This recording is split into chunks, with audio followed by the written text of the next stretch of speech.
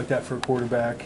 Is there anything different this week, or do you approach it any different, or what are the last 48 hours like with him? Yeah, well, you got to process just like any other Sunday. After a game, obviously, very disappointed in the outcome, and in particular the group that I coach, and it was a rough day, and it's part of the game.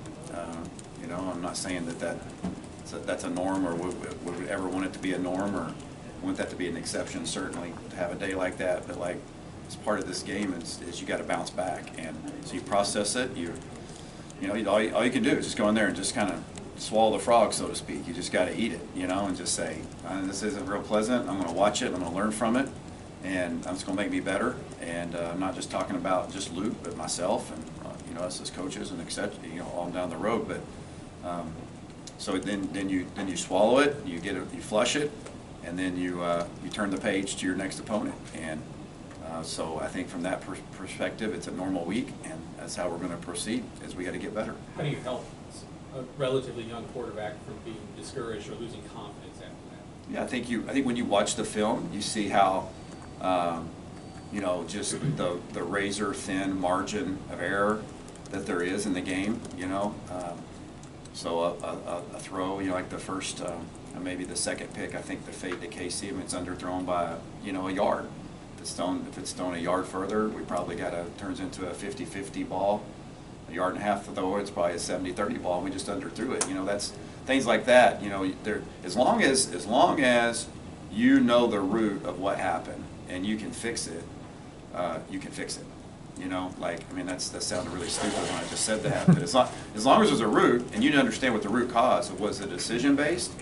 Was it throwing based? Was it route based or whatever? When you can get down and peel it back and have an answer, and we do, then you can get those things fixed. And so I think that part was encouraging. That's how you approach it with. Say, look, this is real concrete. This is not abstract. Like, okay, if we do this, this, and this never happens. And so I think when you do that, you get players confidence, and that's the truth. When most mistakes happen, there's a root cause of it, and there's a root solution. And so I think we felt good about how we corrected that in film. When you look back at those, were they more decision-based, or were they more hybrid? Yeah. There was the throw-based. One was certainly decision-based, and the first one that we threw, the thinking wasn't flawed, but the decision was. So as long as your guy can give you good answers, and Luke's always been great to give feedback on all the mistakes he's ever made or the things he does well on the field and practice.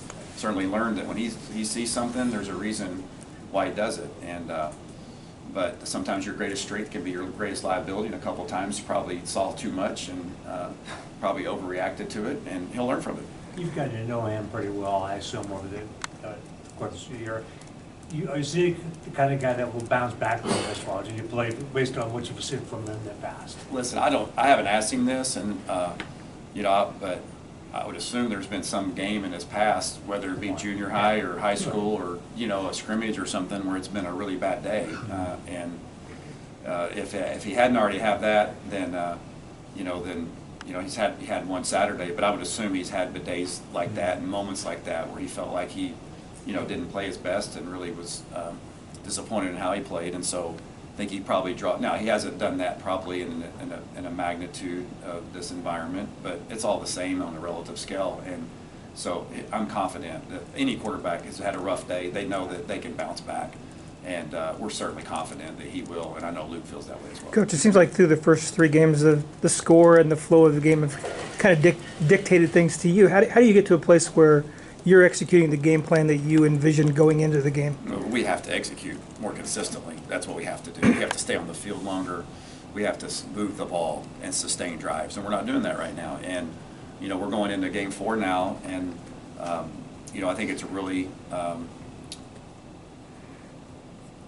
important that very quickly we establish a little bit clearer identity of who we are and what we are. Right now we don't have that in a real clear sense.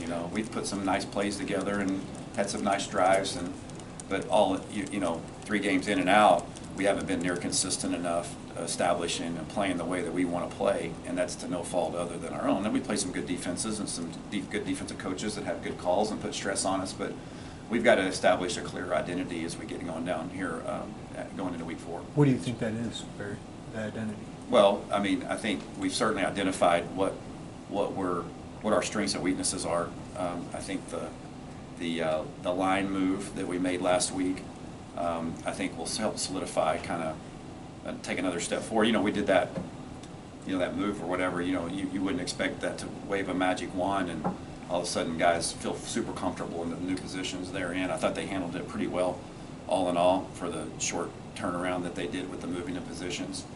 And so I know our identity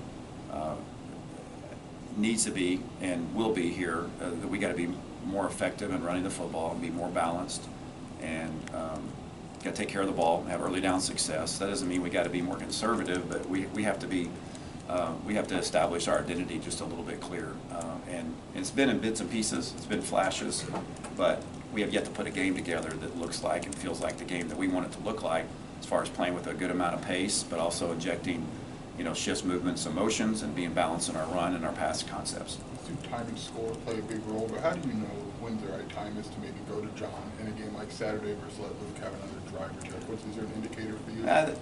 Not really. I mean, I think that was just kind of the point where, like, look, okay, you know, the last mistake, you know, was when we were backed up in third and whatever, and you know, I mean, it was like a perfect storm of events there in a negative way. I mean, I think Luke saw Casey open. The defender kind of slingshotted himself in front of Casey at the last minute, and I think at that point in time, you know, I just made a decision. And Coach and I just kind of talked quickly about it. It wasn't a knee-jerk reaction. I told Luke this. I was like, listen, it's been a rough day. We're going to give John an opportunity and just let you kind of digest this. I think anything else out there is probably not really fair to him, to be honest with you. You know, it's like, it's been a rough day, and like, let's recover, let's regroup here, and sometimes you got to do that. And so he understood that, and I think John came in and did a nice job for us. And you know, I think his emotions were really pumping, and his energy was pumping early and settled in. And John, we know who John is. He's going to compete. He's a veteran guy that understands football very well. But you know, I'm truly, and I mean this, I'm truly excited about the opportunity to bounce back. And you know, you only get so many of these opportunities during the season, and I'm excited to help Luke and our football team offensively bounce back. It'll be a great challenge. I got a great deal of respect. I was familiar with FAU when I was in the conference, you know, before, and obviously it's a new coaching staff with Coach Herman, but I know his background and the way they play and the athletes that they play with. It'll be a great challenge, but I'm excited about embracing this opportunity. You know, that one's come and gone. That one's behind us, and so all you can do is look forward to what's ahead. What does jump out at you about the FAU defense? Speed. That's one thing I remember very clearly. Their back end, their speed, they're talented, quick and fast. I thought probably in that league that I came from, Conference USA, they were probably the fastest, twitchiest defense that we had played against during the time that I was there. I guess in terms of establishing the run, does that mean maybe leaning more on Reggie, who's shown some good stuff for 3 weeks, or trying Caden and Aiden more? Like, what's the... Yeah, I think it's all that. I think Reggie established himself, his consistency. I thought he performed really well on Saturday and ran really hard and did a really nice job. And so we got to have all those guys. I mean, for us to be able to run, it's got to be by committee. You know, we need. You know, we need more from those other guys. Opportunity. I think Caden flashed and did well. Aiden as well. So I think there's room for all of those guys. I know that's certainly Thad and I. We talked about that. Coach B. We want all those guys involved to some degree, and we need Josh to have a good week this week. And but Reggie certainly did a nice job in the last week and improved you know, his consistency and his reliability. What did you see from the younger guys that got in late during the game, or even during the game? I know Malik played a little bit more. Yeah, Caden Malik played more. Yeah. There was a lot of young guys that played. You know, it was great to see Malik make his first play, and I think he had 2 catches during the game. And Kanari got in there and caught a ball. Ashton had a huge moment in the game. You know, so I think that's really encouraging for, you know, just the depth of our room as far as the receivers go. I mean, Aiden presented himself, made a nice catch in the open field. Caden ran hard. He's heavy. He's thick now. He falls forward, but he's also not a slug. He can move. He's got some quick twitch to him. So I think we got a good bunch of young guys that have injected themselves and you know, took advantage of their opportunity, and we'll go back to work this week, continue to grow, get more familiar with the system and the roles that we're asking them to have.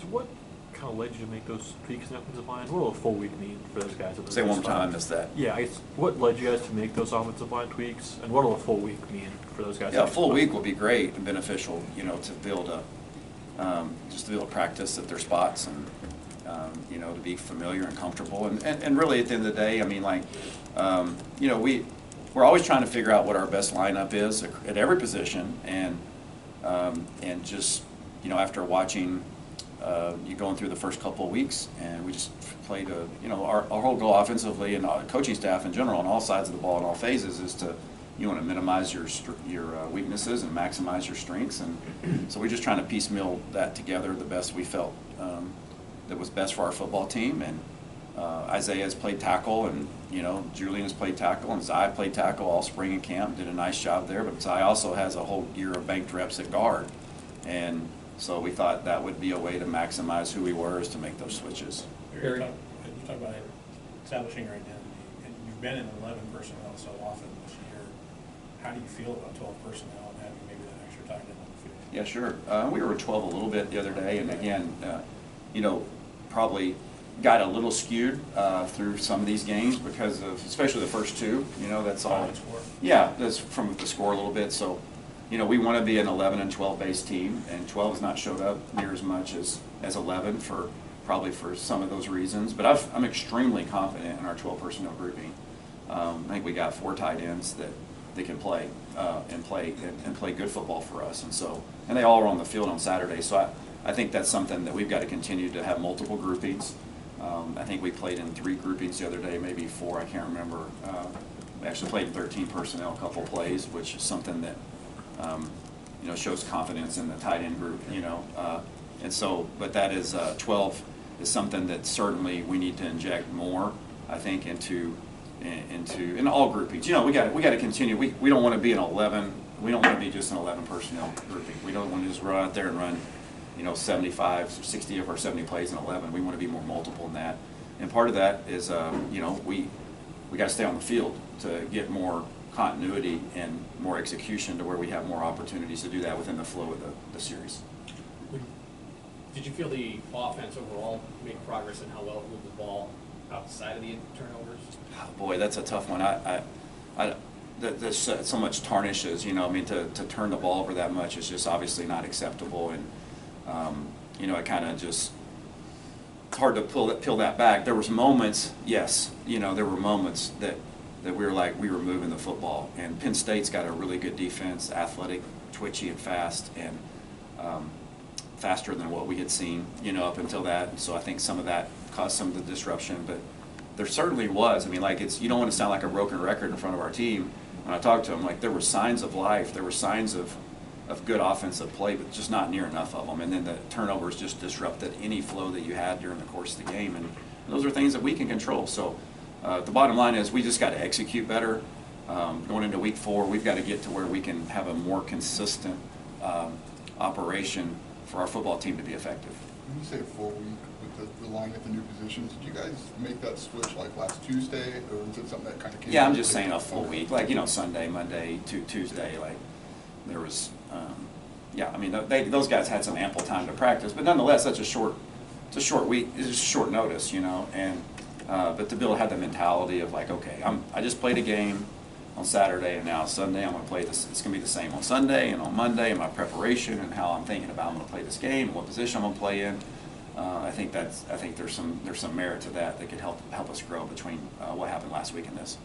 How do you decide with this one when to use Jordan as sort of that 6-man offensive line? Because it felt like he gave you some good stuff. Yeah, we love Jordan. He's so consistent, and he played a lot of football for us last year. I think so. If the way we played the other day, we had Geske and Zaya guards, and Jordan was the swing. Really is the swing man interiorly at all 3 of those positions, right? So center, guard, and just I think Bart just goes on field when it's Jordan. Does Zaya need a rest? Does Geske potentially need a rest? And so that's kind of what happened last year. Was Zaya and Jordan played a lot at that spot together and rotated, and I think that's a positive thing for Jordan to build somebody we trust and value his consistency and his demeanor. We have full confidence in him to play any of those positions. So I don't know if it's more of okay, we're trying to mitigate some of the reps for the other guys. We don't want him to play a full 75-play game or 70-play game. So we know ahead of time we're going to rotate Jordan in the 3rd series or the 4th series to help mitigate some of those reps. Thanks, guys.